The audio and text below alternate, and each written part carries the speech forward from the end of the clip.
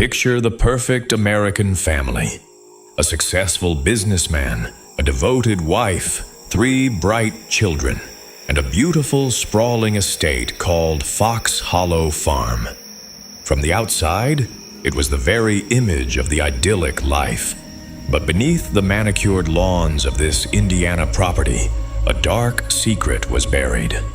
A secret so horrifying it would take decades to uncover. This isn't fiction. This is the true story of Herbert Baumeister and the bodies in the wells. Our story begins in the 1990s in Westfield, Indiana. Herbert Baumeister, known to friends as Boo, was a man of contradictions. He was the owner of a thriving thrift store, a father, a husband, but he also harbored a hidden, turbulent side. Baumeister was a closeted gay man, and he frequented the gay bars of Indianapolis. At the same time, a terrifying pattern was emerging. Young men were vanishing from the Indianapolis area, many last seen in or around those same bars. The community was terrified, and a task force was formed. They suspected a serial killer was on the loose, one the media would later dub the I-70 Strangler. But the trail had gone cold. The investigation stretched on for years, with few solid leads. The families of the missing were left in a torturous limbo, their grief compounded by the agony of not knowing. The break in the case came from an unexpected source. Baumeister's own wife, Julie. In the summer of 1996, she made a chilling discovery while walking the grounds of their 18-acre property. She found what she believed to be human bones, scattered near a pond. She confronted her husband. His explanation was flimsy. He claimed they were anatomical skeletons from his time studying pre-med. But the pieces were starting to come together for Julie. She recalled her husband's erratic behavior, his mysterious late-night outings, and his intense, sometimes violent mood swings. Fearing the worst, she took the children and left. Soon after, she contacted the police. In July 1996, authorities secured a search warrant for Fox Hollow Farm. What they found would surpass their worst nightmares. The initial search revealed a charnel house. Investigators began digging, and the earth began to give up its gruesome secrets. They didn't just find 1 or 2 bodies. They found a slaughter field.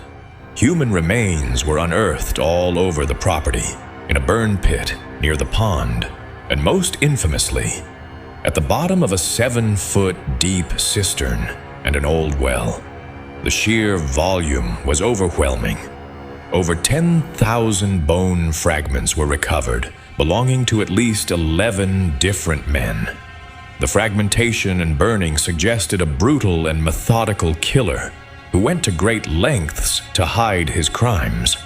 And the story didn't end in 1996. As recently as 2024, new excavations have been undertaken at the farm using advanced DNA technology. The goal? To finally identify the Fox Hollow Fugates, the nameless victims whose remains were too degraded to identify decades ago.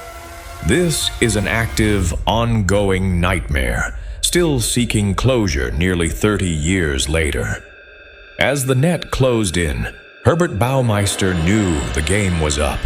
Before he could be arrested, he fled. 2 weeks after the search began, his car was found in a remote part of Ontario's Pinery Provincial Park.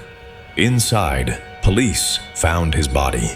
He had died by suicide, a single gunshot wound to the head.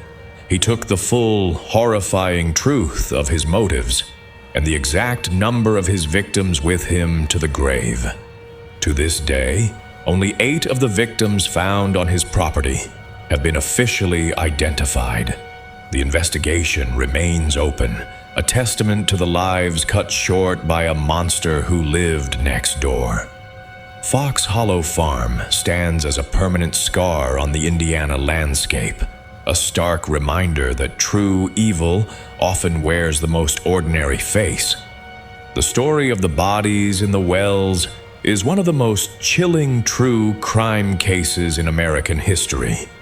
What did you find the most shocking part of this story? Let us know in the comments below.